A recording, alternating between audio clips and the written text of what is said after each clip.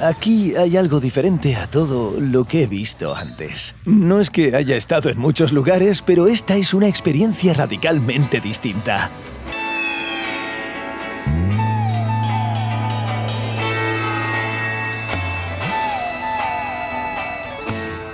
Bueno, en lugar de largos anuncios hablemos de lo que hace a este país tan distintivo e interesante. Nepal es ante todo una mezcla de más de 100 etnias, lenguas y culturas que, durante mucho tiempo, han sido un reino distante y cerrado que nunca ha sido colonizado. Sí, imaginaoslo como un cóctel religioso y cultural.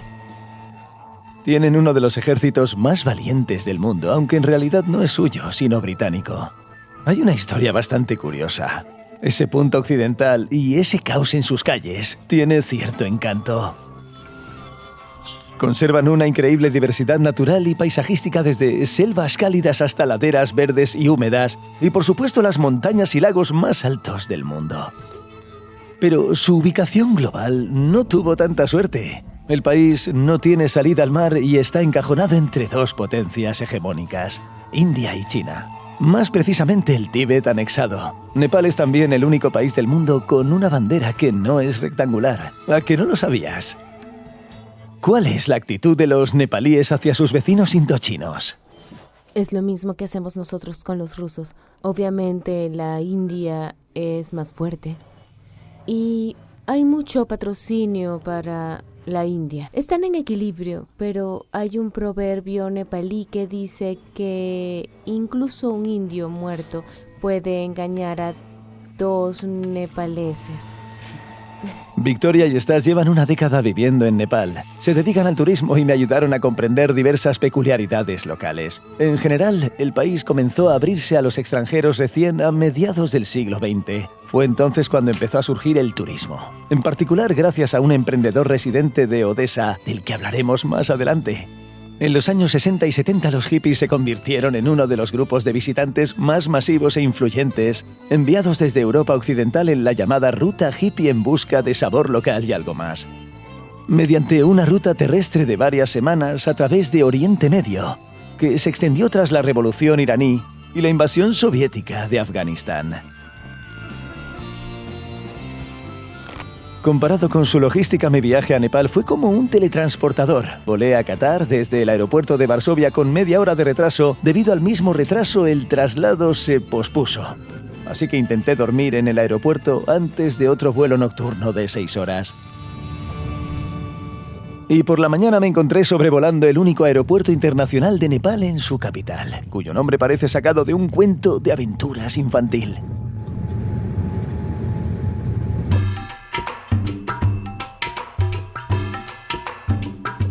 ¿Qué notas nada más bajar del avión? El aire es bastante caluroso. Y si nos ponemos flamencos, no es solo la temperatura. Bueno, Katmandú suele estar entre las ciudades con el aire más contaminado. Hay varias razones para esto. En primer lugar, la ciudad se construye constantemente y todo el polvo de las obras se eleva al aire. En segundo lugar, aquí se queman muchas cosas a fuego abierto, desde basura hasta cadáveres. Hablaremos de esta tradición por separado. En tercer lugar, hay una enorme concentración de transporte antiguo y poco ecológico para una población de 1,5 millones de habitantes. Y a todo esto se suma la geografía. El valle de Katmandú es como un cuenco sin suficiente viento para ventilarlo. Por eso una ligera neblina se cierne sobre la ciudad de vez en cuando, lo que le añade un toque de mística asiática. Pero cuando se mira Katmandú desde arriba, se ve mucho, pero a la vez muy poco, así que bajamos a las calles.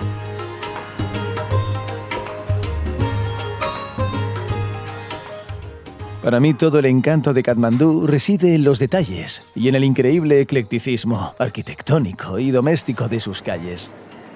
En cada esquina hay imágenes de la vida cotidiana y a la vez exóticas para el ojo occidental. Una madre y su hija caminan por la calzada porque la acera no estaba bien pavimentada. Una joven se ducha en su terraza justo debajo de los balcones del hotel. Cables entrelazados que protegen eficazmente la arquitectura antigua de miradas indiscretas. Una tienda con un letrero que dice electrónica confiable, que parece muy confiable. O una tienda aún más auténtica de instrumentos musicales tradicionales. Y como siempre, las personas casi siempre son el centro de estas pinturas. Personas que al ver una cámara a veces no se dan la vuelta, sino que se ofrecen a tomarse una foto. Personas que usan sombreros tradicionales de su etnia al reunirse con amigos porque es parte de su identidad. Personas que, en su mayoría, nunca han estado ni estarán en el extranjero, porque incluso si tienen el dinero para hacerlo, el pasaporte en nepalí es uno de los peores para viajar en el mundo. Pero en general son extremadamente amables con los extranjeros que los visitan. Al recibirlos y despedirse, cruzan los brazos sobre el pecho y dicen Namaste, que tiene un profundo significado religioso y se traduce literalmente como inclinarse ante ti. Pero no hay reverencias porque no es costumbre esforzarse demasiado. Sí, y por supuesto donde hay gente, hay comida. En Katmandú las tiendas con exquisiteces de distintos niveles de apertura e higiene son mi sabor callejero favorito. Pero mi favorito entre todo el eclecticismo gastronómico que vimos es este señor que cocina dulces tradicionales llamados lakmari, en 2 bombonas de gas justo al lado de la carretera. Lo hace con una gran cantidad de aceite en una cuba, que sin duda ha visto más Katmandú que yo. Dibuja con diligencia patrones en una masa suave, que incluye arroz, aceite, harina y frijoles locales. Y después de freírla, la moja en almíbar.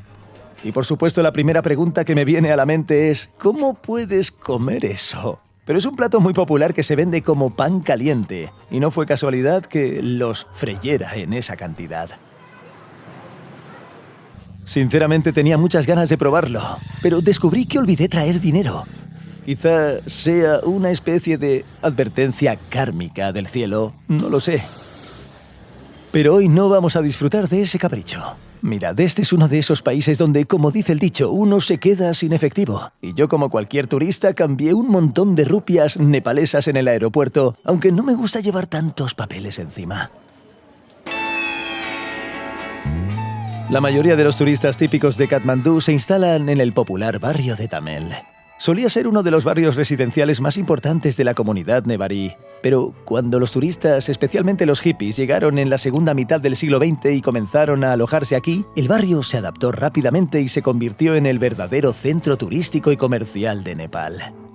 La densidad de edificación aquí es simplemente desorbitada y el precio de los inmuebles y los terrenos es uno de los más altos del país. Por ejemplo, el costo de 100 metros cuadrados de construcción puede superar el $500,000. Estos inmuebles incluyen varios tipos de oficinas, apartamentos en alquiler y hoteles. Me he alojado en 2 diferentes y ambos tenían un excelente servicio, comida y todo lo necesario para un hotel. Hay 2 razones para esto. Primero, en Nepal, hay un dicho que dice que un huésped es como Dios. Y esta expresión no es solo una especie de marketing hotelero, sino un principio con el que intentan funcionar por aquí. Es una cita ligeramente interpretada de algún mantra de ventas y no significa que un extranjero se arrodille. Pero lo he visto muchas veces durante este viaje y te ayudan con casi cualquier pregunta y te ofrecen una hospitalidad increíble. Pero para contextualizar debemos entender que Nepal no depende en absoluto del turismo. Y esta industria solo representa el 8% de los ingresos totales del país. El turismo en Nepal no es interesante. Necesitamos hablar de esto con franqueza. Es solo que todos los occidentales vienen y se involucran inmediatamente en la industria turística. Bueno, sí estamos en una burbuja. Es una burbuja. Si vas más allá de esa burbuja, entonces el país tiene 29,5 millones de habitantes. Sí. Piensa en cuántas personas pueden participar en el turismo. Yo creo que serían 500,000 como máximo. Y otra razón para un servicio hotelero de alta calidad es la gran competencia que existe en esta burbuja. Y de alguna manera hay que mantener la marca. Además de los hoteles, las estrechas y ruidosas calles de Tamel están llenas de restaurantes y sobre todo tiendas que venden recuerdos para todos los gustos y ropa hecha de algodón local, seda o muy codiciada por muchos turistas, cachemira. Pero hay un tipo de comercio aparte que me llamó especialmente la atención. Hay muchas tiendas que venden diversos equipos de montaña en las calles, pero obviamente la mayoría son falsificaciones. Y son falsificaciones que no se fabrican en China, ni aquí mismo, en los patios de estas mismas tiendas. Sus ojos se desvían ante la cantidad de prendas de bajo coste con etiquetas ligeramente irregulares de marcas de montaña de fama mundial. Pero es que la calidad es buena para el precio y las instalaciones de producción.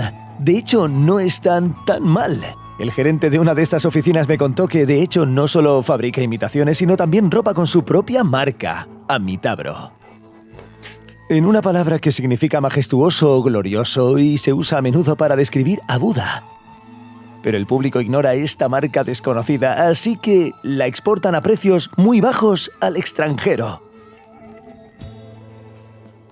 Siendo sincero, personalmente estaría dispuesto a optar por una marca local con cierto contexto local y más aún si se fabrica aquí.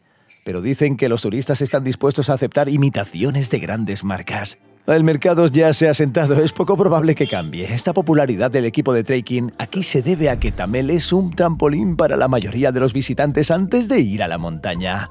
De hecho, el turismo de montaña en Nepal comenzó después de que los neozelandeses Sir Edmund Hillary y Tenzin Norgay escalaran por primera vez el monte Everest. A su regreso comenzaron a desarrollar infraestructura montañosa y a popularizar Nepal como destino de trekking.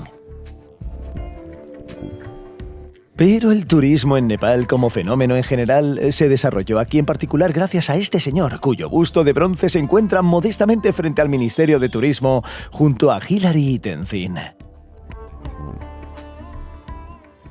En realidad se trata del señor Boris Lisenevich, de Odessa. Es una persona con una biografía extremadamente inusual, pero en nuestro contexto es interesante, que llegó a Katmandú en los años 50. Simplemente se quedó atónito y decidió intentar desarrollar el turismo que no existía aquí en ese momento. Así que, gracias a su relación personal con el rey de Nepal, logró abrir el primer hotel confortable en el sentido occidental, llamado Royal, que fue abarrotado de huéspedes. Y como era de esperar, el proyecto fue un éxito. También abrió un bar bastante popular en Katmandú llamado Lake Yeti, que ahora es un hotel que le prestó el espacio. También abrió un bar bastante popular en Katmandú llamado Lake Yeti, que ahora es un hotel que le prestó el espacio. También abrió un restaurante con el peculiar nombre de Chimney, cuyos platos deberían tener referencia al mismísimo señor Lisenevich.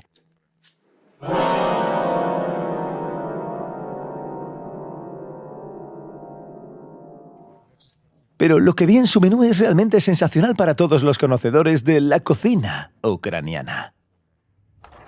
What's this? Huh? What's this, motherfucker? What's this? Huh? Mi reacción fue exactamente la misma que el chico del meme. De hecho, intenté explicarle a la gente de la forma más diplomática posible que ese término gastronómico no existe en la naturaleza. Pero es bueno, ¿qué podemos hacer? No lo sabemos. Nadie ha hablado de esto antes. No sabían de Ucrania hasta el día 22. Cuando me dicen, ¿Ucrania y Rusia no son lo mismo? Les digo sí, como Nepal y la India. Tuve el mismo pensamiento mientras hablaba con un camarero en un restaurante. Es muy gracioso. Sí. Así lo entienden. Ucraniano y ruso son lo mismo. Y les dije, sí, claro, como el nepalí y el hindi. Y cuando me dicen, no, es diferente. Ah, ahora lo entienden. En resumen, la ciudad aún necesita mejorar su geografía gastronómica. Y también su preparación, porque este es uno de los peores borscht que he probado. Bueno, huele como el borscht más simple de un jardín de infancia. La crema agria es puramente de restaurante. Nada fuera de lo lugar. Es más como si hubiera sobrado borscht. Le echaron gazpacho porque tiene un sabor a tomate y pimiento, pero no es ni la mitad de bueno que nuestro borscht.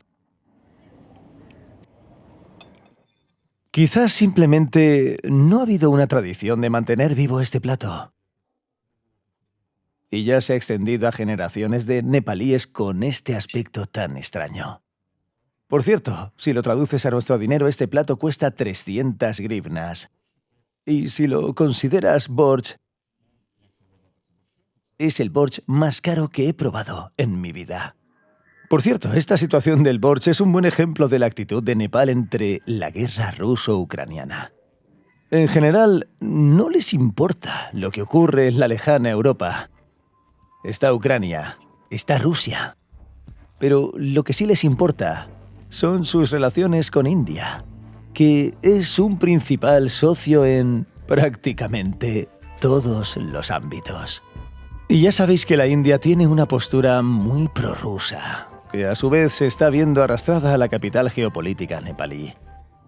Por lo tanto, en general, esperar una comprensión correcta de la situación, una inmersión en el contexto, es una tarea bastante inútil.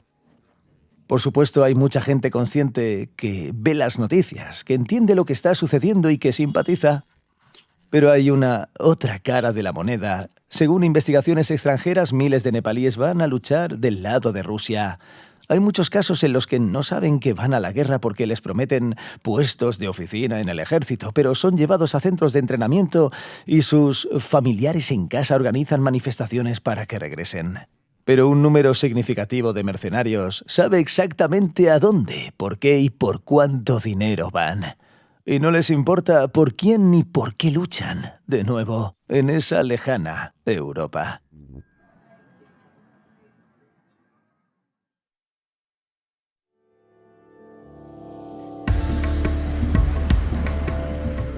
En general, tradicionalmente, una de las pocas oportunidades para que los nepaleses de regiones montañosas pobres se mantengan a sí mismos y a sus familias o vayan al extranjero es alistarse en el ejército. Pero, por supuesto, no rusos, sino británico-nepaleses, la llamada unidad Gurkha, que históricamente ha sido una de las más elitistas del ejército británico.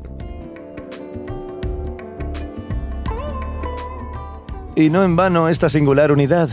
Existe un museo entero dedicado al ejército, ubicado en la ciudad de Pokora, del que hablaremos más adelante. Vamos a hablar de los Gurkhas.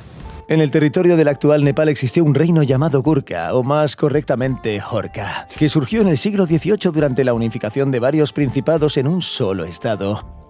Y este reino, por consiguiente, tenía su propio ejército con el mismo nombre.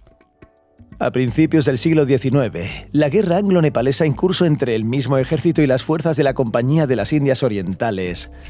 Como resultado de la guerra, Nepal perdió parte de su territorio, pero no fue conquistado, y los británicos quedaron tan impresionados con las habilidades de combate de los Gurkhas que accedieron a reclutarlos en las Fuerzas Armadas británicas. Desde entonces, los Gurkhas se han convertido en uno de los guerreros más formidables del ejército británico, participando en más de 30 conflictos militares. Los Gurkhas son famosos por su espíritu de lucha, resistencia, disciplina y honor. Sus tradiciones entre ellas incluyen el uso del kukri, una espada corta y curva tradicional que no dudan en usar en batalla. De hecho, esta espada es el símbolo principal de la unidad. Sus compañeros instructores y oficiales siempre los describieron como algunos de los soldados más tenaces y valientes que jamás habían conocido. El lema de los Gurkhas es mejor morir que ser un cobarde.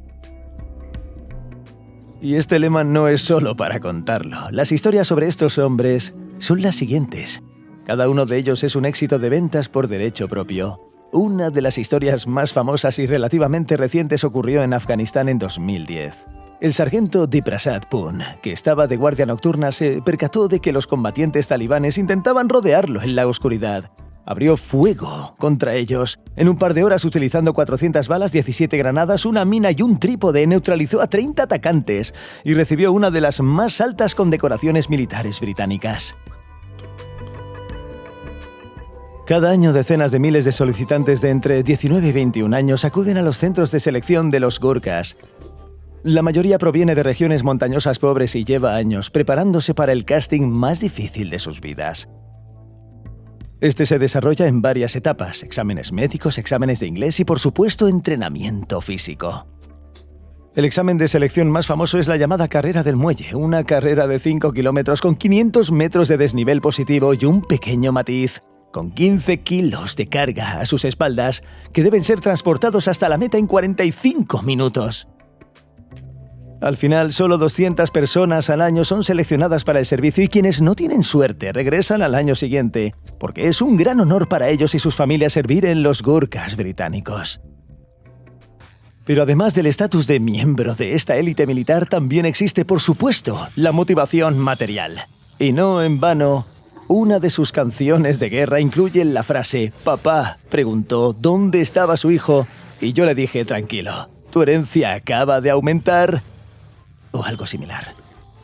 Durante su servicio reciben beneficios militares británicos y posteriormente una pensión y la oportunidad de mudarse al Reino Unido con sus familias. Como dije, para mucha gente la oportunidad de entrar en esta unidad equivale a la de conseguir un billete a una vida mejor. Pero volvamos a nuestro tema más turístico.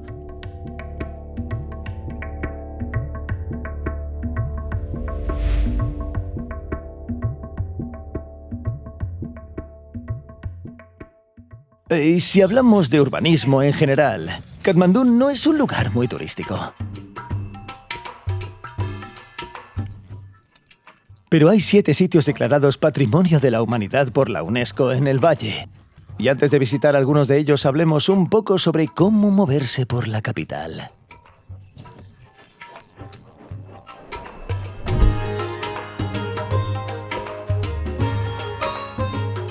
A veces parece puramente visual que aquí existen las llamadas normas de tráfico, más bien en formato de recomendaciones. Y el trabajo de los ajustadores es algo así como desenredar los auriculares del bolsillo. Los semáforos y una intersección peatonal son algo verdaderamente exótico en el contexto local. El tráfico es absolutamente caótico, pero no agresivo. Es decir, no tiene sentido enfadarse si nadie mantiene la distancia, los carriles y todo eso. Y aquí no hay nadie a quien tocar la bocina para discutir, sino más bien para marcar su presencia por su propia seguridad y la de los demás. Y parece muy peligroso, pero en realidad todo ocurre solo como un pequeño susto. Es decir, cruzas la calle en cualquier lugar, simplemente muestras la mano a la gente para que reduzca la velocidad y la reducen. Y otra cosa que noté es que incluso si hay un atasco, paradójicamente desaparece muy rápido. En resumen, hay una especie de magia entre coches y motos. Oye, aquí solo hay motos y motocicletas. Esta es una situación bastante típica en Asia. En Nepal, el 78% del transporte se realiza en 2 ruedas. Así es como nos desplazamos aquí, con carga para la casa, con mi esposa al trabajo, con mis hijos a la escuela. Pero este predominio de las 2 ruedas no se debe solo a que aquí sea más rápido y cómodo. El gobierno de Nepal decidió recaudar fondos para el erario público e introdujo un simple impuesto a los caballos sobre la importación de automóviles. Al no haber producción local de automóviles, el transporte se ha vuelto aproximadamente 3 veces más caro que en otros países. Sí, por supuesto, esto afectó los precios de las motocicletas, pero se volvieron incluso más rentables para los locales que comprar un automóvil. Oye, pero nos hemos desviado un poco del tema.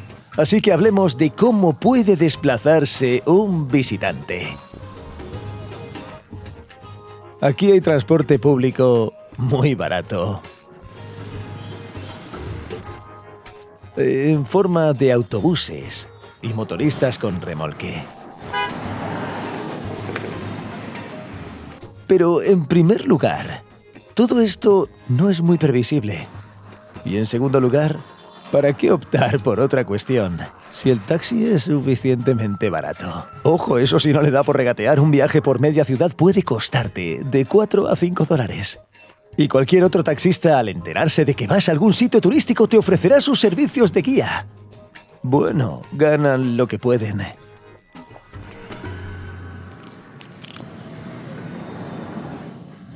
Pero también existe un tipo de taxi local, digamos, más auténtico y extremo.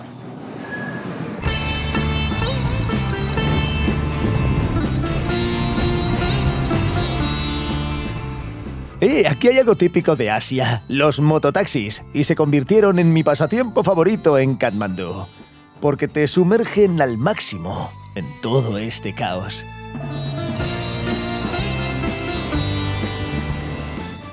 Se piden a través de una aplicación local y cuestan un ojo de la cara. Puedes llegar a casi cualquier lugar por unos pocos $.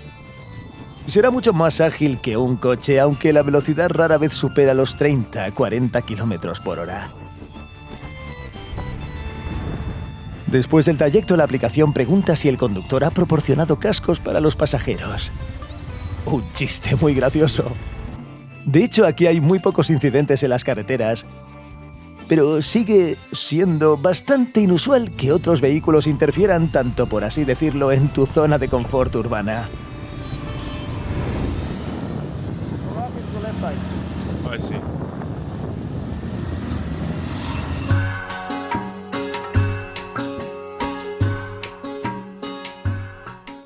Así pues, la primera parada entre los lugares clave de la capital es la Plaza Durbar, o traducido como Plaza Real, lo cual dice mucho de ella.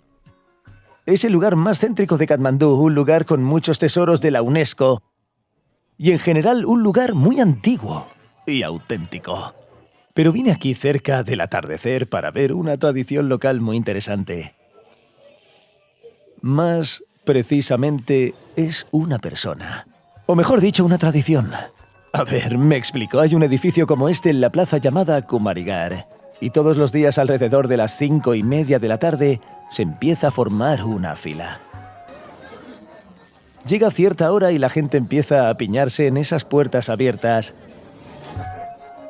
Dentro, tras otra puerta, hay un pequeño patio pozo con patrones y ventanas de madera increíblemente hermosos, famosos por la arquitectura nevar.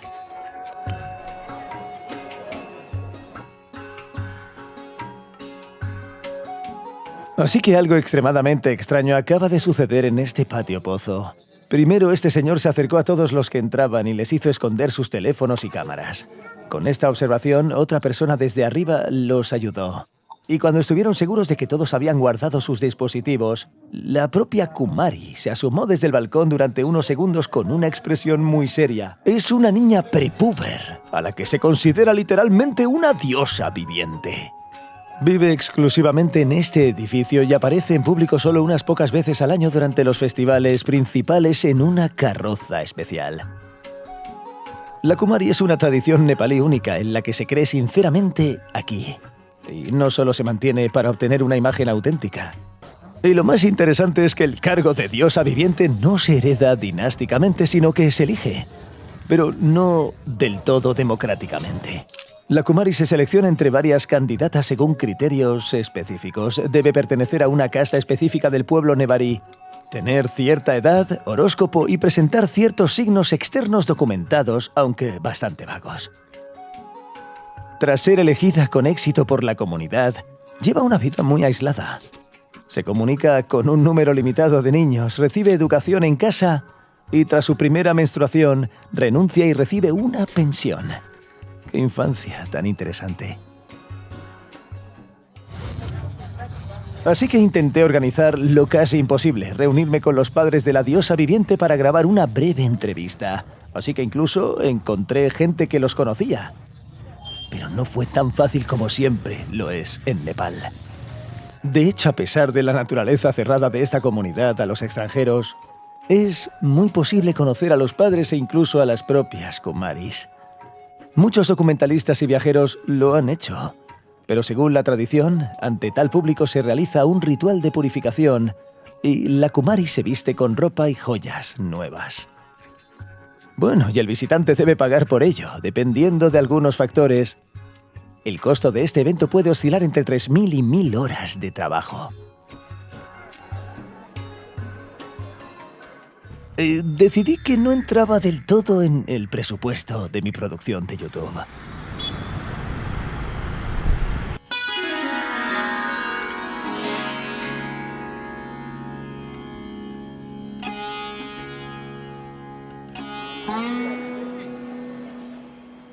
Con esta nota de frugalidad pasemos a la siguiente ubicación clave, Katmandú. Pashupatinath es uno de los lugares más importantes para los hindúes de todo el mundo. No se trata de una sola iglesia, sino un enorme territorio de 250 hectáreas ubicado a orillas del río Bagmati y un complejo completo de más de 500 iglesias de diversos tamaños, estatuas y diversos santuarios hindúes.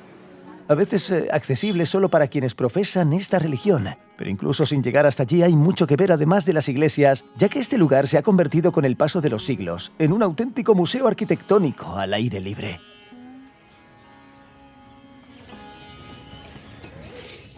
Por supuesto, la gente de aquí es mucho más interesante que todos estos edificios.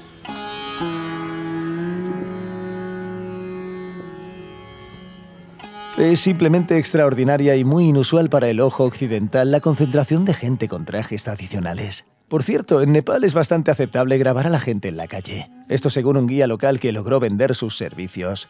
Pero algunas personas no están muy dispuestas a ser fotografiadas, como los sadhus, o santos locales.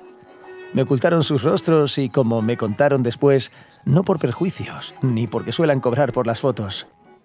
Otra característica sociocultural interesante de los hindúes es que, independientemente de su situación económica, inconscientemente se consideran más felices y superiores que un extranjero. No es que yo haya nacido hindú, y el hindú es clásico. No adoptaremos las tendencias modernas de la nueva era. Él no se sentará a comer arroz contigo. Son muy educados, muy amables, y harán todo lo posible para que no nos demos cuenta si nosotros desconocemos estas tradiciones como tal. Y si no las conoces, de repente su teléfono sonará y su esposa lo va a llamar urgentemente a casa. Cuando ya lo sabes, ya lo puedes ver como tal. A veces rompemos sus tradiciones sin que sepan que lo hacemos. Y hablando de tradiciones lejanas, una de las más extrañas ocurre justo aquí, a la orilla del río.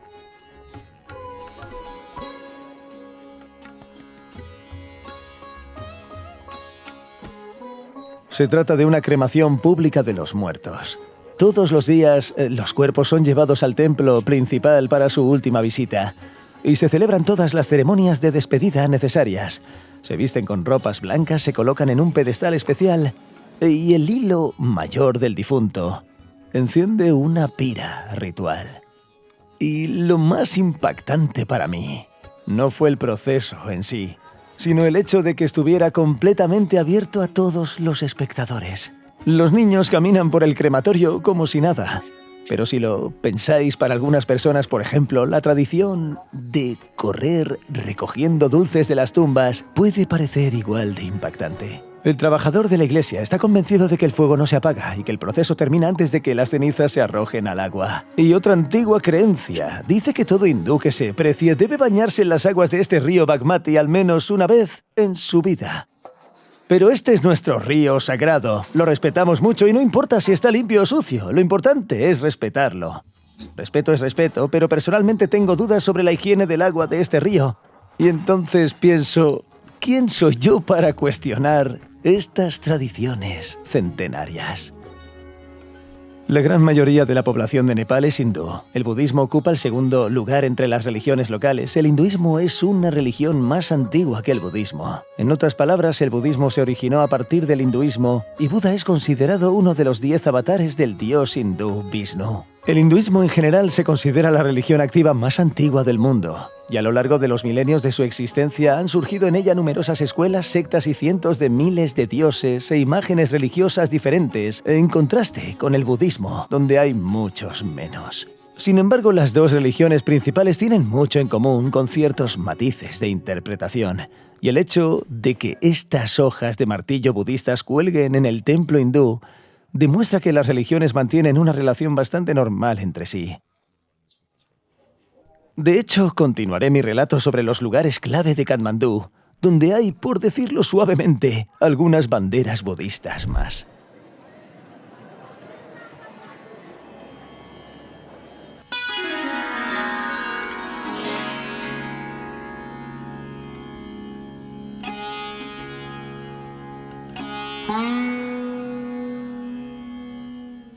Una stupa es una estructura simétrica budista típica con forma de bola en la base, una cúpula alta y ojos que miran en 4 direcciones, simbolizando la sabiduría de Buda. Esta stupa en particular es la más grande de Nepal y su cúpula alcanza la altura de un edificio de 12 pisos. Fue construida en el siglo V y desde entonces ha pasado por varias etapas de restauración y conservación. Y por supuesto conserva todos los atributos budistas básicos. Estas son las mismas banderas con textos y símbolos que se cuelgan en lugares para atraer la buena suerte y las bendiciones budistas. Tambores de martillo, cuya rotación es una forma de meditación budista, incluso si la meditación en sí no tiene lugar, y campanas que se pueden tocar para tener buena suerte. Y luego está esto. No estoy del todo seguro de qué significa desde el punto de vista budista.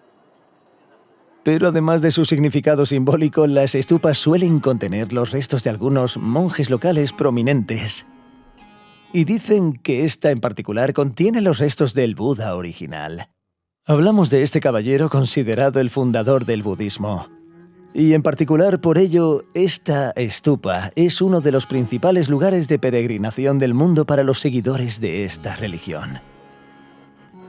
Pero es interesante que, si bien la mayoría de estos lugares sagrados ocupan un territorio aislado y separado, este lugar se encuentra justo al lado de la carretera, rodeado de tiendas y restaurantes con vistas panorámicas.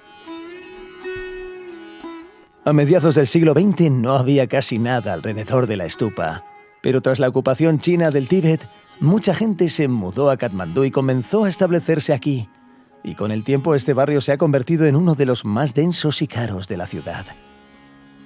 Es decir, hasta cierto punto, esta estupa es un símbolo no solo del budismo, sino también de los refugiados del régimen comunista chino.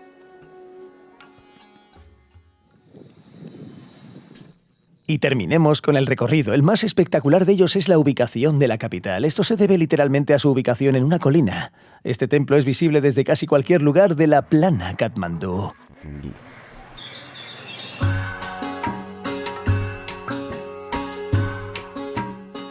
Y probablemente deberíamos empezar por el hecho de que el camino a esta colina es, digamos, lo más accesible posible. Pues hay una subidita bastante empinada hasta este templo de los monos.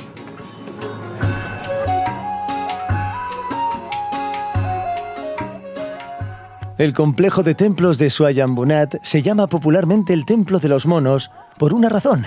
Los macacos salen corriendo de la espesura de la colina y corren por todas partes como gatos o ratas, según la asociación que prefieras.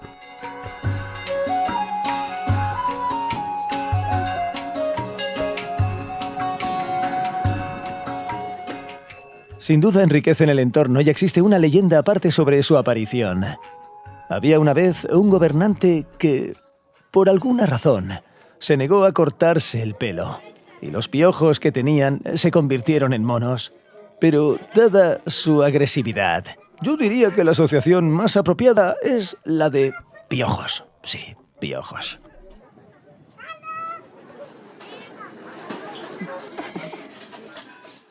De hecho, son bastante tranquilos por sí solos. Como siempre, la gente es la que los vuelve agresivos.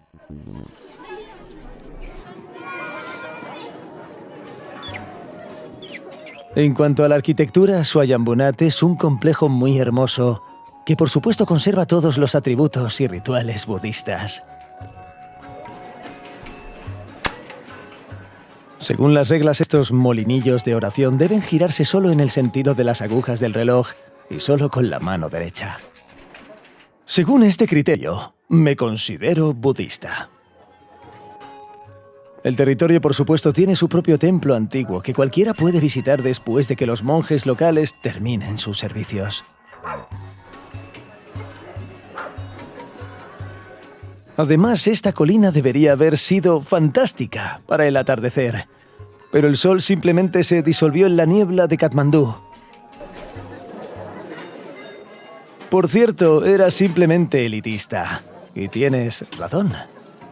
Todos los lugares principales de Katmandú están conectados de alguna manera con creencias o religiones. Así es como se ha desarrollado históricamente.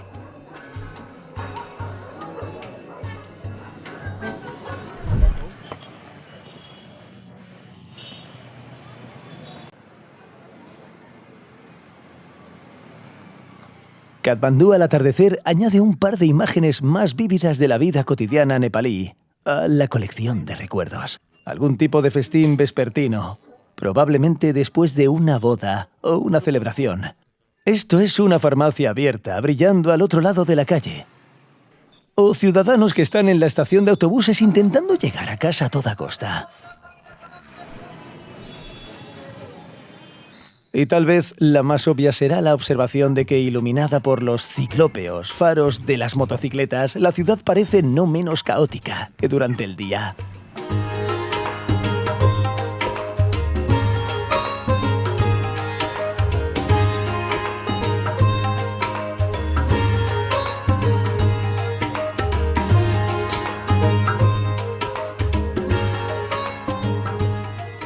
Pero, por supuesto, el centro de la vida nocturna es Tamel. Las tiendas se vuelven más activas al buscar recuerdos y ropa antes de cerrar, y los vendedores que pasan ofrecen constantemente comprar algún tipo de cannabis. Hasta 1976 no estaba prohibido en Nepal, lo que atrajo especialmente a los hippies, y numerosas tiendas y cafés lo vendían. Pero la situación comenzó a descontrolarse y comenzaron las rutas de contrabando fuera del país. Bajo la presión de la comunidad internacional, este negocio se criminalizó. Pero la costumbre de intentar ofrecer esto a los visitantes no ha desaparecido. Hoy Tamel es el único distrito de la ciudad donde los establecimientos tienen derecho a operar las 24 horas y a aprovechar al máximo este derecho. Así que hay muchos bares, discotecas y, sobre todo, para turistas. Una noche, Victoria y Stas me sacaron de Tamel para una actividad juvenil nepalí más típica, que por supuesto incluía motocicletas.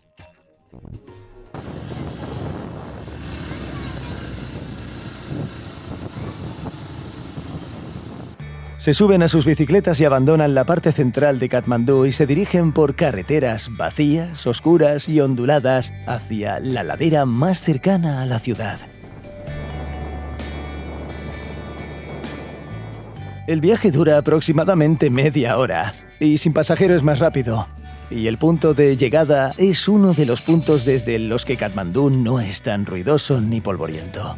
Sí, me gusta mucho más así. Durante todo el viaje sentí sin sentirme muy cómodo en estas carreteras destartaladas y a veces completamente inexistentes. Y aunque conoces al conductor y confías en él, cuando te sientas detrás de él sin casco ni protección, tienes la tímida sensación de ser un personaje secundario en la película de Quentin Tarantino, Los Mercenarios.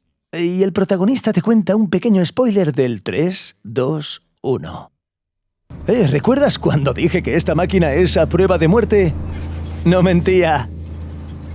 Esta máquina es 100% segura contra la muerte. Pero para que funcione, tienes que estar al volante. Pero por supuesto, no pasa nada terrible.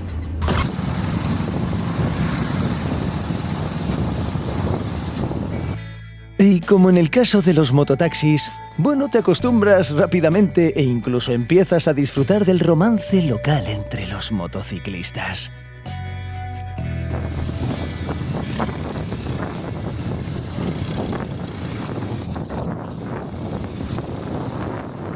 Me siento joven. O algo así. Katmandú parece ser una isla de libertad para todos los motociclistas. Este caos en las carreteras de Katmandú ilustra a la perfección la sociedad nepalí. Las normas son buenas, claro, pero ¿para qué las necesitamos si es más cómodo y familiar sin ellas? Y cuando empiezas a adaptarte a este caos, no a enfadarte, sino a comprender este lugar poco a poco.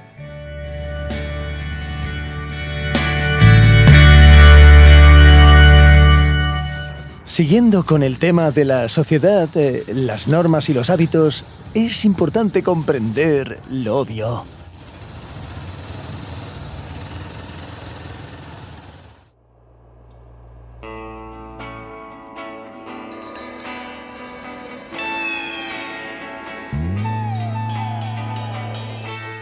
No se trata solo de cortar la vía, sino de casi todos los ámbitos de la vida nepalí. Algo que ha existido en este país durante siglos no se puede cambiar con una ley, y mucho menos con una relativamente moderna. Por ejemplo, el matrimonio. En los países occidentales debes acudir a un lugar específico para registrar tu matrimonio y este es tu documento. En Nepal, cualquier familiar puede registrar un matrimonio si proporciona una fotografía y un video de los rituales en el templo. No es un documento, una confirmación del matrimonio, sino una fotografía y una grabación en video o presenciar un ritual en un templo. Hay una ley sobre el matrimonio, hay una ley que exige la creación de un trozo de papel, pero la realidad son rituales en el templo como tal. Y esto será más importante que un trozo de papel y una ley. El matrimonio es solo un ejemplo inocente de una actitud mezquina y no tan nepalí de desdén hacia cualquier norma legalmente exigible. Hay millones de situaciones en que la ley no funciona hasta el punto en que vas donde un funcionario, le muestras la ley y te dice, sí, así lo dice, pero nosotros no lo hacemos así. A nivel ministerial. Y se ve a nivel ministerial esos casos. Cuando vives aquí, después de un tiempo, te das cuenta de que no es necesario leer la ley. Encuentras una persona que lo solucione y esto es probablemente lo más difícil, como los lazos familiares. Esto no es un problema para ellos. Para nosotros es un problema porque no tenemos esos lazos familiares. No vivimos aquí durante tanto tiempo porque venimos de Occidente. Simplemente no estamos en la tradición. Es decir, hasta cierto punto el pueblo de Nepal es un club de fans tradicional, familiar o basado en castas, del buen y viejo dúo del nepotismo y la corrupción. Parte de esta sociedad es la gratitud cuando alguien hace algo por otra persona. Hasta ahora parece una base para la corrupción. Suena como la base para una corrupción, pero para los orientales es absolutamente normal. Si mis vecinos me han ayudado, de alguna manera estaré agradecida y ayudaré en todo lo que yo pueda ayudar.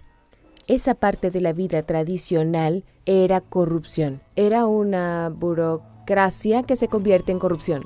Y esta es la razón por la cual esta corrupción no puede ser eliminada de aquí. Porque es parte de la vida, es parte de la tradición. La corrupción tradicional en Nepal no siempre implica un soborno monetario.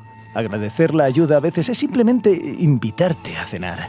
Pero en cualquier caso, la omnipresencia del deseo de saltarse las reglas y pedirle a un padrino que se encargue de la gratitud es lo que mantiene vivo el caos característico de Nepal. Puedes establecer los paralelismos tú mismo si quieres, y hay tantas otras tradiciones y peculiaridades en Nepal que ni siquiera sé cuántos vídeos necesito para intentar comprenderlas. Para entender por qué sus ciudades tienen ese aspecto y a quién prefieren los nepalíes acudir en lugar de a un arquitecto o un terapeuta. Porque los nepalíes a veces no saben leer ni escribir, pero no se preocupan mucho y viven la vida al máximo. Porque los elefantes podrían formar parte de su tráfico y porque los activistas por los derechos de los animales están rascando la cabeza. Como habréis adivinado, abordaremos esto en el próximo vídeo. Además, exploraremos la escena gastronómica nepalí y pasearemos por algunas de las arquitecturas más impresionantes que he visto. Navegaremos en canoa por la relativamente reciente e intransitable selva nepalí y sobrevolaremos las laderas nepalesas en una extraña máquina que, por cierto, fue creada en Ucrania. Y lo digo a menudo, lo somos. Aunque en realidad solo somos yo y una cámara en un trípode. Pero sin vosotros viendo el proceso, esto habría tenido mucho menos sentido. Así que, gracias por vernos. Venga, compartid el vídeo y llenad los cajetines de comentarios de valor. Bueno, podéis suscribiros también. Y como siempre, nos vemos en el próximo vídeo.